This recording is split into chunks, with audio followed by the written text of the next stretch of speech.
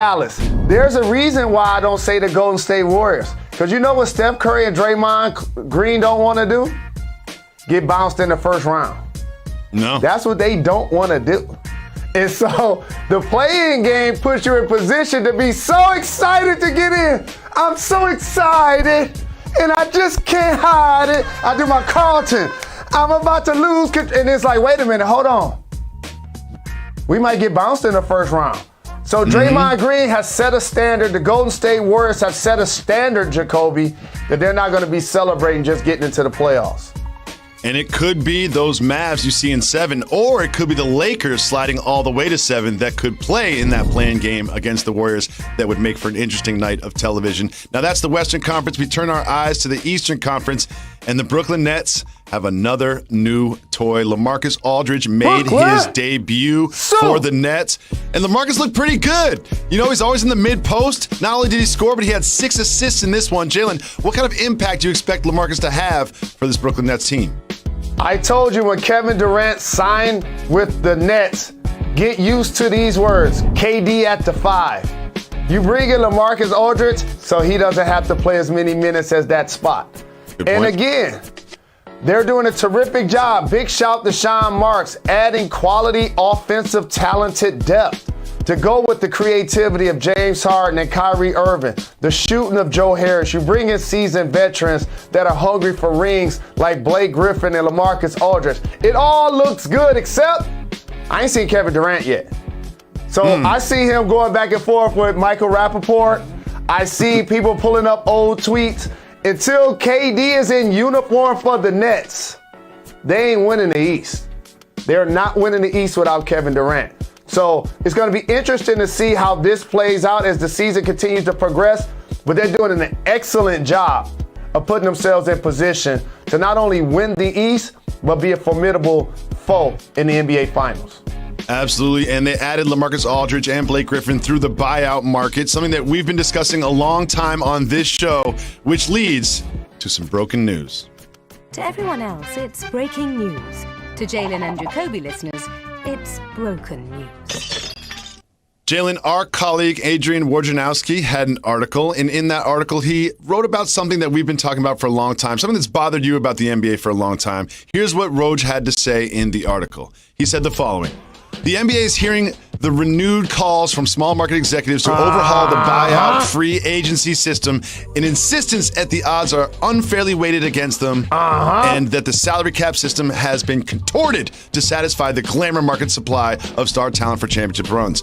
And we know that Adam Silver watches the show every single day, listens to the podcast every single night. So you've been saying that the buyout market and the trade deadline need to change. So tell Mr. Silver how he should change the way this works.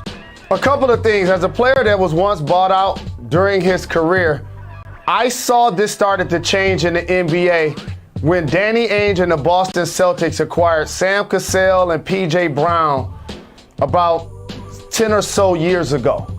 And ever since then, what ended up happening is that situation had integrity. It was play as best you can, and then if it doesn't work out with the situation, then the squad buys you out 85% into the season. A team has a chance to pick you up so that you're eligible to join them during the playoffs. Now it's, I'm going to go into a season, Blake Griffin, LaMarcus Aldridge, and not really perform, underperform James Harden in order to play so bad that the team is forced to move me. What happened with Andre Drummond and what happened with Al Horford, those are different scenarios. And a little bit with LaMarcus Aldridge, because he and the Spurs both decided that he wasn't going to play. So now what you see players taking control of their own destiny with another year left on the contract. Blake Griffin, Kevin Love, they have other years left on the contract. You can't have a league where players under contract look down at their roster and say, well, I ain't good enough to lead these guys to a championship. So while I still got something left, I could go somewhere else and be the 3rd, 4th, 5th, 6th best player in ring chase.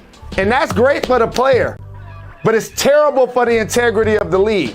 So based on that, watch the league. because they've already done something to stop teams from tanking. Ask Draymond Green. It's called the playoff. 7 through 10, you got to compete for that. There's no tanking around that. However, they must do the exact same thing for the players. And here's what you do, Adam Silver, because I know you watch and love. This is your favorite program. Shout out to Adam Silver. The trade deadline and the buyout deadline should be simultaneous. Great point. There's no way a trade deadline should happen and it's 30 teams maneuvering and making moves. And we like trade deadline, countdown, 12 minutes, 13, 11 minutes to the deadline. And then boom, the deadline happened. Why am I going to trade for Andre Drummond when I know you don't want to play him? Why am I going to trade for him? We all know you're just going to buy him out. And then where does he go? To the Los Angeles Lakers. For the minimum. Not good for the league. Great for the players. At the trade deadline, there should be no more buyouts. Your roster should be locked at that point going into the playoffs. Mr. Silver, listen to Mr. Rose. Make that change. Look forward to seeing that happen across the ticker in the next couple months. Jalen Rose, we knew it was coming, but now it officially happened. I forgot. Who won Coach of the Year in college? Hey, he is Jalen Rose. I'm David Jacoby. We are Jalen and Jacoby. What exactly is it that we do? We get the people!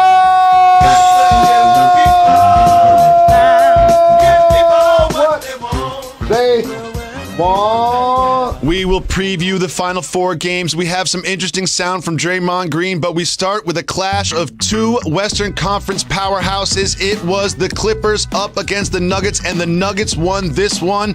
Jalen, which one of these 2 teams are you more confident in a playoff scenario? The Denver Nuggets. These 2 teams played in the playoffs last year, and while Denver won, they actually got better. Adding Aaron Gordon, adding JaVale McGee, figuring out a closing lineup with Will Barton handling the ball in the backcourt with Jamal Murray. And the Joker's now elevated himself to MVP status. For the Clippers, I know what I'm going to get from Kawhi, an elite level top player in the game. I know what I'm going to get from their coaching staff and Tyronn Lue. The question marks is what's going to happen in their backcourt. That's why they went and got Rajon Rondo. The question is, what's going to happen with Paul George when the playoffs start? Is it going to be playoff or a pandemic? So right now, the answer to this question is the Denver Nuggets. I agree with the Nuggets, and someone that you didn't mention has been playing really well lately. That's Michael Porter Jr. Do you remember when they drafted him? He was slipping in the draft. The Nuggets got him pretty late as a flyer. Well, that ticket has paid off because Michael Porter Jr. has played really well lately, and I like the addition of Aaron Gordon and him. You can interchange them. You can stagger them. It's a really good team that's coming together in Denver, and because of that, like you, I'm more confident in the Nuggets. And so let me tell you about the dynamics of a roster and how you are your skill set. So when you look at Michael Porter and you look at Aaron Gordon, right? You want Aaron Gordon to do a lot of the things that Michael Porter can do and or vice versa. But you need to replace Jeremy Grant. So now you bring in Aaron Gordon. He could be your slasher. He could be your rim runner. He could be your defender. And Michael Porter Jr. can be your scorer. See, without Aaron Gordon, he had to play that role. So great job by their front office in bringing in a guy that's going to really help them, in particular, come playoff time. Absolutely. The Denver Nuggets are definitely getting better, and a team that is not getting any better in the last few years are the Golden State Warriors. They lost to the Heat last night, and after the game, Draymond Green had some really interesting thoughts on where they are as a team. Let's listen to Draymond. Fighting for a play-in spot does not motivate me. We're in, 10? Fighting for a playoff spot doesn't motivate me at all. I don't go into these games thinking at all, hey, right there on the fringe, we need to win these games for this play-in spot. No. Interesting. Jalen, what do you think he means by fighting for a playoff spot does not motivate me? Let me tell you guys a secret. Draymond Green is from the hood. He from Saginaw, Michigan, okay? When he got into the NBA, he was a champion. And then all of a sudden he made it to the league and he won 3 rings.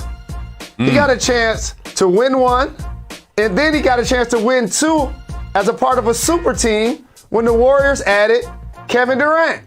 So when I'm talking about Phoenix and Utah and the Clippers, when When I'm talking about Portland and Denver and the Pelicans, Big Nuke, Juwan Howard. Jalen, what do you think about this accomplishment from your former teammate? Where's my theme music? Where's that Hail to the Victors music? All I know is this. You've never seen Juwan Howard without a haircut or a crease in his pants. But in all seriousness, what he's doing is groundbreaking. Not only for black head coaches, because there's very few in the NCAA. I got an example for you. Why isn't Kevin Ollie coaching in college basketball? There's so many coaches that have had issues around their name that have won championships. Rick Pitino, Jim Boeheim, the list goes on and on. They get other jobs. So the game needs Juwan in a lot of ways.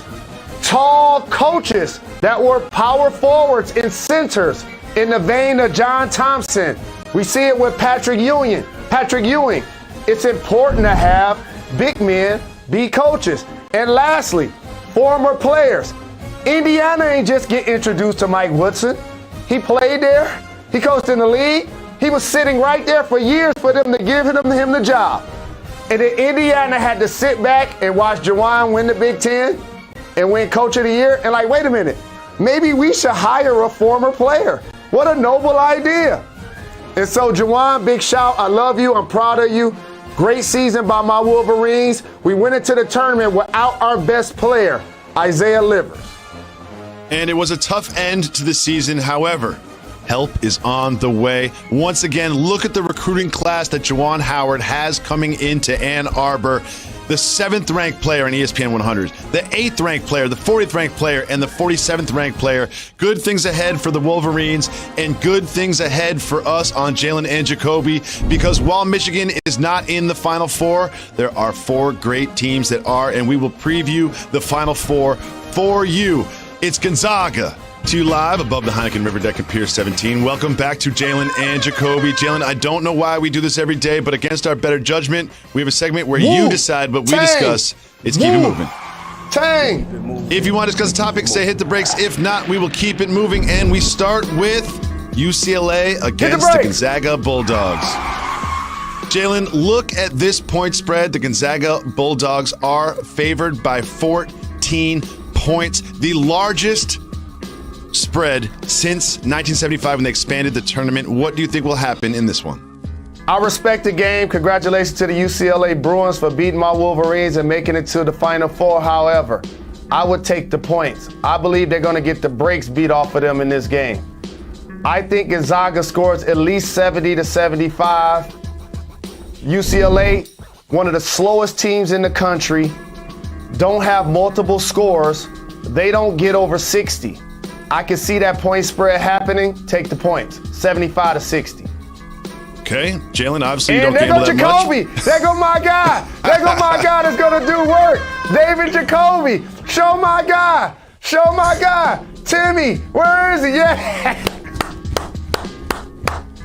Oh, Jalen, that's the nicest Jacoby thing you've comparing me to Drew Timmy is the nicest thing you've ever done on this program in the last 10 years. Moving on to the other matchup in the Final Four, Houston against Baylor. Keep it moving or hit the brakes.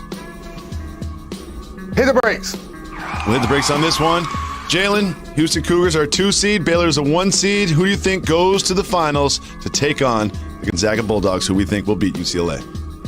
Unlike Deshaun Watson and James Harden, trust me, I love Houston. I love Houston. However, Donovan Mitchell is an NBA player, and he's playing on Baylor. So I know. It's not fair. That's who I'm kind of going to take in this matchup. You know, I think the Jazz are going to give him a couple of days off so he can go and play in the Final Four. There he is.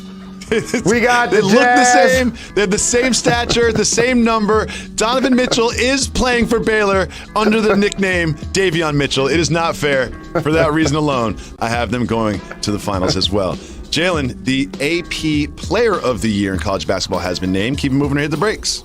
Congratulations to Luka, represented for the Big Ten.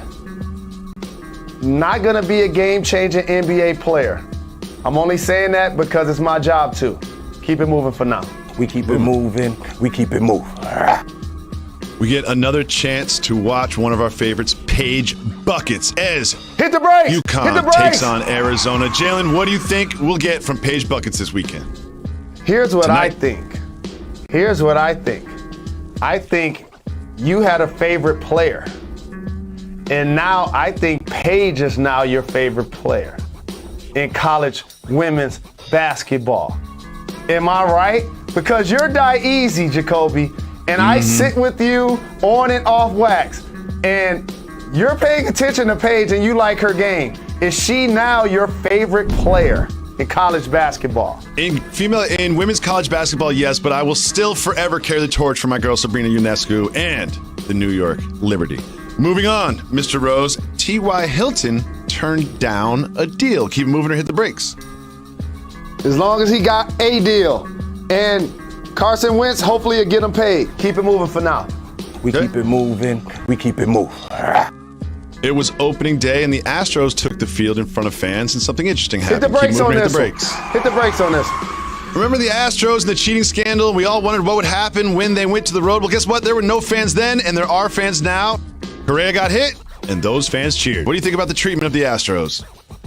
I think the Astros are a perfect example of why you shouldn't look at sports in a context, especially a team sport, and only ring count. Because there's so many factors that go into whether an organization can actually win a championship. There are players that participated on that team. They're going to walk around with fat diamond rings and be called champion for the rest of their lives. And they flat out cheated. I'm glad the fans are letting them have it. I'm glad the pitchers are beating them, and it should continue to happen for the glory of baseball. It'll happen all season long. Well, the champion Dodgers took the field, and something really interesting happened on a Cody Bellinger home run. Keep moving and hit the brakes. Let me see. Dodgers, let me see. Mookie, hit the brakes. Hit the brakes on this one. Watch what happens on this Cody Bellinger home run. Okay? Goes out, goes off the glove and into the stands. However, Justin Turner on first base thinks it's caught, so he runs back, and then Bellinger runs past him and gets called out and ends up being a single. Mr. Rose, what do you think about this blunder? I think he's still running. He doesn't even realize that Bellinger, hit the ball, rounded first. Like, he just running. He's like, Bellinger, like, yo, hey, dog. Like, can I live? You know what I'm saying? So their team, however, has a legit chance, Jacoby, as you know, to win the World Series. But it ain't going to happen if Clay Kershaw played the way he played in opening night. That's all. right. Let's not ignore that. We have an interesting development in NFL numbers. Keep it moving or hit the brakes. Hit the brakes. The NFL may allow defensive backs, linebackers, and running backs to wear single-digit numbers. Jalen, what does that bring to mind? Jersey sales in prime time.